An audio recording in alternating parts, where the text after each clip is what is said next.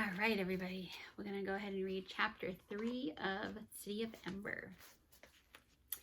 Chapter 3, Under Ember. That morning, Dune had arrived at the pipeworks full of anticipation. This was the world of serious work at last, where he would get a chance to do something useful. What he learned in school and from his father and from his own investigations, he could put it all to good purpose now. He pushed open the heavy pipeworks door and stepped inside. The air smelled strongly of dampness and moldy rubber, which seemed to him a pleasant, interesting smell. He strode up a hallway where yellow slickers hung from pegs on the walls, and at the end of the hallway was a room full of people. Some of them sitting on benches and pulling on high-knee rubber boots, some struggling into their slickers, some buckling on tool belts. A raucous clamor filled the room. Dune watched from the doorway, eager to join in, but not sure what to do. After a moment, a man emerged from the throng. He thrust out a hand. "Lister Monk, Pipeworks Director," he said. "You're the new boy, right? What size feet do you have? Large, medium, or small?" "Medium," said Dune, and Lister found him a slicker and a pair of boots. The boots were so ancient that their green rubber was cracked all over, as if covered with spider webs. He gave Dune a tool belt, too, in which there were wrenches and hammers, spools of wire and tape, and tubes of some sort of black goop. "You'll be in Tunnel 97 today," Lister said. "Arlen Frall will go down with you and show you what to do." He pointed at a short, delicate-looking girl with a white blonde braid down her back. "She may not look like an expert, but she is." Dune buckled his tool belt around his waist and put on his slicker, which for some reason smelled like sweaty feet. "This way," said Arlen, without saying hello or smiling. She wove through the crowd of workers to the door marked Stairway and opened it. Stone steps led so far down that Dune couldn't see the end of them. On either side was a sheer wall of dark reddish stone glistening with dampness. There was no railing, and along the ceiling ran a single wire from which a light bulb hung every few yards. Water stood in shallow pools on each stair and in the hollow worn into the stairs by years of footsteps. They started down. Dune concentrated on his feet. The clumsy boots made it hard not to stumble. As they went deeper, he began to hear a low roar. So low, he seemed to hear it more with his stomach than his ears. It grew louder and louder. Was it a machine of some kind? Maybe the generator? The stairway came to an end at a door marked Main Tunnel. Arlen opened it, and as they stepped through, Dune realized that the sound he had been hearing wasn't a machine. It was the river. He stood still, staring. Like most people, he had never been really sure what the river was. Just that it was water that somehow flowed on its own. He'd imagined it would be like the clear, narrow stream that came out of the kitchen faucet, only bigger and horizontal instead of vertical. But this was something entirely different. Not a stream of water, but endless, tons of it pouring by. Wide as the widest street in Ember, churning and dipping and swirling. The river roared past its turbulent surface like black liquid glass scattered with flecks of light. Dune had never seen anything that moved so fast, and he had never heard such a thunderous, heart-stopping roar. The path they stood on was about 6 feet wide and ran parallel to the river for farther than Dune could see in both directions. In the wall along the path were openings that must lead, Dune thought, to the tunnels that branched everywhere below the city. A string of lights, like the one in the stairwell, hung high up against the arched ceiling. Dune knew he was standing beneath the north edge of Ember. In school, you were taught to remember the directions this way. North was the direction of the river, south was the direction of the greenhouses, east was the direction of the school, and west was the direction left over, having nothing in particular to mark. All the pipework tunnels branched off from the main tunnel to the south toward the city. Arlen leaned forward or toward Dune and shouted into his ear. "First, we'll have to go to the beginning of the river," she said. She led him up the main tunnel for a long way. They passed other people in yellow slickers who greeted Arlen with a nod and glanced curiously at Dune. After 15 minutes or so, they came to the east edge of the pipeworks, where the river surged up from a deep chasm in the ground, churning so violently that its dark water turned white. Turned white and filled the air with a spray that wet Dune's face. In the wall to their right was a wide double door. "See that door right there?" Arlen shouted, pointing. "Yes," said Dune. "That's the generator room." "Can we go in?" "Of course not," said Arlen. "You have to have special permission." She pointed back down the main tunnel. "Now we'll go to the end of the river," she said. She led him back past the stairway door, all the way to the west edge of the pipeworks. There the river flowed into a huge opening in the wall and vanished into darkness. "Where does it go?" Dune asked. Arlen just shrugged. "Back into the ground, I guess. Now let's find Tunnel 97 and get to work." She pulled a folded piece of paper from her pocket. "This is the map," she said. "You have one in your pocket, too. You have to use the map to find your way around in here." The map looked to Dune like an immense centipede.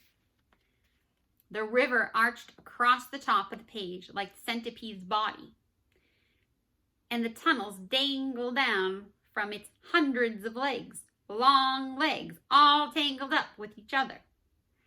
To get to Tunnel 97, they followed a complicated route through passageways lined with crusty, rusted pipes that carried water to all the buildings of Ember. Puddles stood on the floor of the tunnel and water dripped into brown rivulets down the walls. Just as in the main tunnel, there was a string of bulbs along the ceiling that provided dim light. Dune occupied his mind by calculating how far underground he was. From the river to the ceiling of the main tunnel must be 30 feet or so, he thought. Above that were the storerooms, which occupied a layer at least 20 feet high. So that meant he was probably 50 feet underground, with tons of earth and rock and buildings above him. The thought made him tense up in his shoulders a little bit. He cast a quick glance upward, as if all that weight might collapse on his head. "Here we are," said Arlen. She was standing next to a leak that spurted a stream of water straight out from the wall. "We have to turn the shut-off valve. Take the pipe apart, put on a new connector, and stick it back together again." With wrenches, hammers, washers, and black goop, they did this, getting soaked in the process. It took them most of the morning and proved to Dune that the city was in even worse shape than he'd suspected. Not only were the lights about to fail and the supplies about to run out, but the water system was breaking down. The whole city was crumbling, and what was anyone doing about it? When the lunch break came, Arlen took her lunch sack from a pocket in her tool belt and went off to meet some friends a few tunnels away. "You stay right here and wait until I get back," she said as she left. "If you wander around, you'll get lost." But Dune set out as soon as she disappeared. Using his map, he found his way back to the main tunnel and then hurried to the east end. He wasn't going to wait for special permission to see the generator. He was pretty sure he could find a way to get in on his own. And he did. He simply stood by the door and waited for someone to come out. Quite soon, a stout woman carrying a lunch sack pushed open the door and walked away. She didn't notice him, and before the door could close again, Dune slipped inside. Such a horrendous noise met him as he staggered backward a few steps. It was an ear-splitting, growling, grinding, screaming noise, shot through with a hoarse, rackety sound and underscored with a deep chugga, chugga, chugga, chugga, chugga, chugga. Dune clapped his hands over his ears and stepped forward. In front of him was a gigantic black machine, 2 stories high. It was vibrating so hard, it looked as if it might explode any second. Several people wearing earmuffs were busy around it. None of them noticed him come in. He tapped one of them on the shoulder and the person jumped and whirled around. He was an old man, Dune saw, with a deeply lined brown face. "I want to learn about the generator," Dune screamed. But he might as well have saved his breath. No one could be heard in the uproar. The old man glared at him, making a shooing motion with his hand, and returned back to work. Dune stood and watched for a while. Beside the huge machine were ladders on wheels that the workers pushed back and forth and climbed up on to reach the high parts. All over the room, greasy-looking cans and tools littered the floor. Against the wall stood big bins holding every kind of bolt and screw and gear and lever and rod and tube, all of them black with age and jumbled together. The workers scurried between the bins and the generator or simply stood and watched the things shake. After a few minutes, Dune left. He was horrified. All his life, he had studied how things work. It was one of his favorite things to do. He could take apart an old watch and then put it back together exactly as it had been. He understood how the faucets in the sink worked. He'd fixed the toilet many times. He'd made a wheeled cart out of the parts of an old armchair. He even had a hazy idea of what was going on in the refrigerator. He was proud of his mechanical talent. There was only one thing he didn't understand at all, and that was electricity. What was the power that ran through the wires and into the light bulbs? Where did it come from? He had thought that if he could just get a look at the generator, he would have the clue he needed. From there, he could begin to work on a solution that would keep the lights of Ember burning. But one glimpse of the generator showed him how foolish he was. He'd expected to see something whose workings he could understand. A wheel turning, a spark being struck, some wires that led from one point to another. But this monstrous roaring thing, he wondered if anyone understood how it worked. It looked as if all they were doing was trying to keep it from falling apart.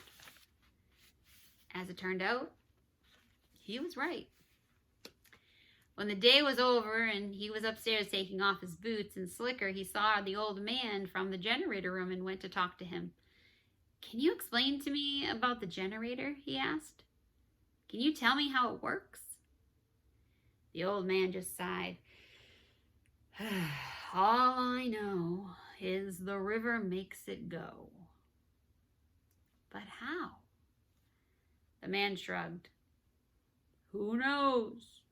Our job is just to keep it from breaking down. If a part breaks, we got to put on a new one. If a part freezes up, we got to oil it. He wiped his hand wearily across his forehead, leaving a streak of black grease. I've been working on the generator for 20 years. It's always managed to chug along, but this year, I don't know. The thing seems to break down every couple minutes. He cracked a wry smile. Of course, I hear we might run out of light bulbs before that. And then it won't matter if the generator works or not. Running out of light bulbs, running out of power, running out of time. Disaster was right around the corner.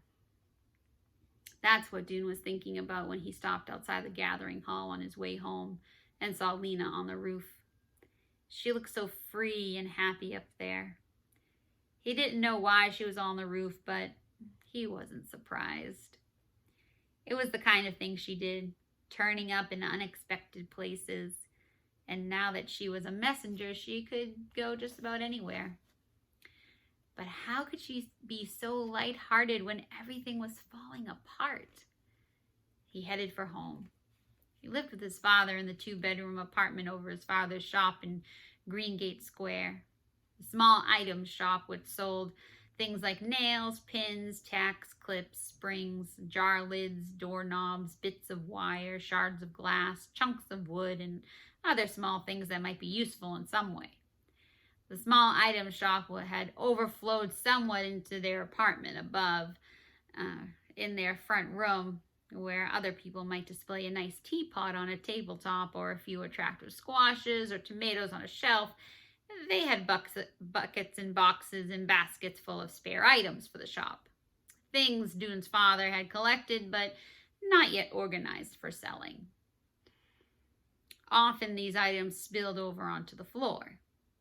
It was easy to trip over things in this apartment, and not a good idea to go barefoot. Today, Dune didn't stop in at the shop to see his father before going upstairs. He wasn't in the mood for conversation. He removed 2 buckets of stuff from the couch. It looked like mostly shoe heels and flopped down on the cushions. He'd been stupid to think he could understand the generator just by looking at it, when other people had been working on it their entire lives. The thing was, he had to admit, he'd always thought he was smarter than other people. He'd been sure he could learn about electricity and help save the city. He wanted to be the one to do it. He had imagined many times a ceremony in Harkin Square, organized to thank him for saving Ember, with the entire population in attendance and his father beaming from the front row. All Dune's life, his father had been saying to him, "You're a good boy and a smart boy. You'll do grand things someday. I know you will." But Dune hadn't done much that was grand so far. He ached to do something truly important, like finding the secret of electricity and, as his father watched, be rewarded for his achievement. The size of the reward didn't matter. A small certificate would do. Or maybe a badge to sew on his jacket. Now he was stuck in the muck of the pipeworks, patching up pipes that would leak and break again in a matter of days. It was even more useless and boring than being a messenger. The thought made him suddenly furious. He sat up, grabbed a shoe heel out of the bucket at his feet, and hurled it with all his might. It arrived at the foot of the door just as the door opened. Dune heard a hard thwack and a loud ouch at the same moment. And then he saw the long, lean, tired-looking face of his father in the doorway. Dune's anger drained away. "Oh, I hate you, Father. I'm sorry." Dune's father rubbed the side of his head. He was a tall man, bald as a peeled potato, with a high forehead and a long chin. He had kind, slightly puzzled gray eyes. got me in the ear, he said. What was that? I got angry for a second, said Dune. I threw one of these old heels. I see, said his father. He brushed some bottle tops off of a chair and sat down. Does it have to do with your first day at work, son? Yes, said Dune. His father nodded. Why don't you tell me about it? He said. Dune told him, and when he finished, his father ran a hand across his bald head as if smoothing down the hair that wasn't there, and he sighed. Well, he said, sounds unpleasant, I have to admit. About the generator especially, that's bad news. But the pipe works is your assignment, no way around it. What you get is what you get. What you do with what you get, though, that's more the point, wouldn't you say? He looked at Dune and smiled, a bit sadly. I guess so, Dune said. But what can I do? I don't know, said his father. You'll think of something. You're a clever boy. The main thing is to pay attention. Pay close attention to everything. Notice what no one else notices. Then you'll know what no one else knows. And that's always useful. He took off his coat and hung it from a peg on the wall. How's the worm? He asked. I haven't looked at it yet, said Dune. He went into his room and came out with a small wooden box covered with an old scarf. He set the box on the table and took the scarf off, and he and his father both bent over to look inside. A couple of limp cabbage leaves lay on the bottom of the box, and on one of the leaves was a worm about an inch long. A few days before school ended, Dune had found the worm on the underside of a cabbage leaf he was slicing up for dinner. It was a pale, soft green, velvety smooth all over with tiny, stubby legs. Dune had always been fascinated by bugs. He wrote down his observations about them in a book he had titled Crawling and Flying Things. Each page of the book was divided lengthwise down the center. On the left, he drew his pictures with a pencil sharpened to the needle-like point. Moth wings with their branching patterns of veins, spider legs which had minute hairs and tiny feet like claws, beetles with their feelers and their glossy armor. On the right, he wrote what he observed about each creature. He noted what it ate, where it slept, where it laid its eggs, and if he knew, how long it lived. This was difficult with fast-moving creatures like moths and spiders. To learn anything about them, he had to catch what glimpses he could as they lived their lives out in the open. If he put them in a box, they scrambled around for a few days and then died. This worm, though, was different. It seemed perfectly happy to live in a box that Dune had made for it. So far, it did only 3 things. Eat, sleep. It looked like sleeping, though Dune couldn't tell if the worm closed its eyes or even if it had eyes. And expel tiny black poop balls. That was it. I've had it for 5 days now, said Dune. It's twice as big as it was when I got it. It's eaten 2 square inches of cabbage leaf. You're writing all this down? Dune nodded. Maybe, said his father, you'll find some interesting new bugs in the pipeworks. Maybe, said Dune. But to himself he said, no, that's not enough. I can't go plodding around the pipeworks, stopping up leaks looking for bugs, and pretending there's no emergency. I have to find something important down there, something that's going to help. I have to. I just have to. And that is the end of chapter 3.